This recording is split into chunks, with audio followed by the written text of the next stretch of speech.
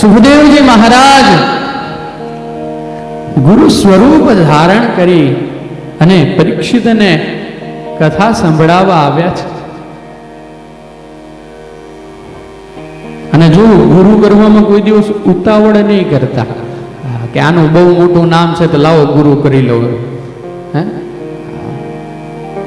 કારણ કે દરેક જીવ એના ગુરુ સાથે જોડાયેલો હોય છે, બસ આપણને ખબર નથી.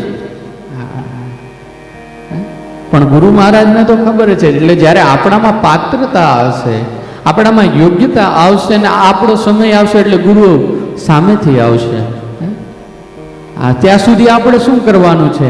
અધિકારી બનવાનું છે. અધિકારી કેવી રીતે ના બનાય? તો પોતાના અંતઃકરણને શુદ્ધ કરી નામ સ્મરણ દ્વારા પોતાનું દિવ્ય તેજ જાગૃત કરી અને અધિકારી બનાય.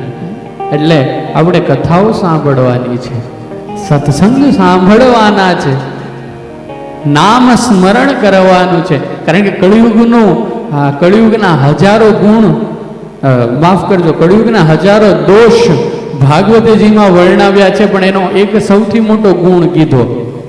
શું? તો કે નામ સ્મરણ.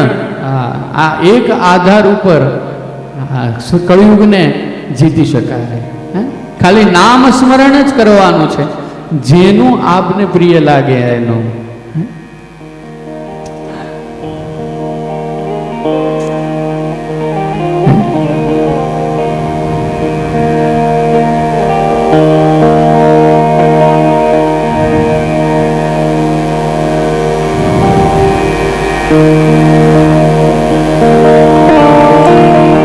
બ્રહ્માવધૂત સુખદેવજી મહારાજ એ પરીક્ષિત પાસે આવ્યા છે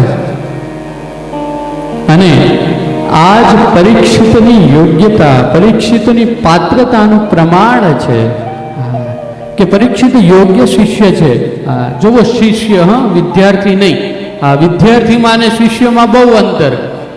જે વિદ્યા ભેગી કરવા જાય, જે વિદ્યા અર્જિત કરવા જાય એ વિદ્યાર્થી. અને જે ગુરુ પાસે ગુરુ સેવા કરવા જાય, જ્ઞાનની પ્રાપ્તિ કરવા જાય, એ શિષ્ય. વિદ્યાર્થી એટલો વિદ્યાર્થી છે ને વિદ્વાન થઈ શકે, જ્ઞાની ન થઈ શકે. આ બે શબ્દોમાં તફાવત છે, ધ્યાન આપજો. આપણે ભલે એને સમાનાર્થી માનીએ, પણ આમાં બહુ મોટો તફાવત છે. વિદ્યાર્થી વિદ્વાન થઈ શકે, જ્ઞાની ન થઈ શકે. અને શિષ્ય જ્ઞાની બને. જ્ઞાની કોણ? કે જેની અંદર જ્ઞાન સ્વરૂપ ભગવાન સ્વયં બિરાજમાન છે. અને વિદ્યાર્થી એ કે જે જેટલું વાંચ્યું છે ને એટલું જ બોલી શકે. આનું નામ વિદ્યાર્થી. જે વિદ્વાન છે એ વિદ્યાર્થી, અને જે જ્ઞાની છે એ શિષ્ય. શિષ્યતા આપણામાં જો શિષ્ય પણ હોય ને તો આપણે વિદ્વાન નહીં પણ જ્ઞાની બનીએ. અને જો આપણે વિદ્યાર્થી હોઈએ તો આપણે વિદ્વાન બનીએ. વિદ્વાન અને જ્ઞાનીમાં ખૂબ અંતર છે. જે ગુરુને સંપૂર્ણ જાણી જાય, ગુરુને સંપૂર્ણ પી જાય, તે શિષ્ય બની શકે.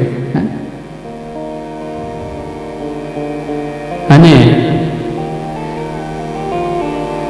જ્યારે ગુરુ કૃપાથી શિષ્ય જ્ઞાની થાય ને ત્યારે જ્ઞાન એની અંદર પ્રગટ થાય છે. જ્ઞાન એની અંદરથી પ્રગટવા લાગે. આપણે શિષ્ય બનવાનું છે, વિદ્યાર્થી નહીં. વિદ્યાર્થી સ્કૂલમાં હોય, જીવનમાં નહીં. જીવનમાં તો શિષ્ય જ બનવું પડે તો જ સફળ થવાય.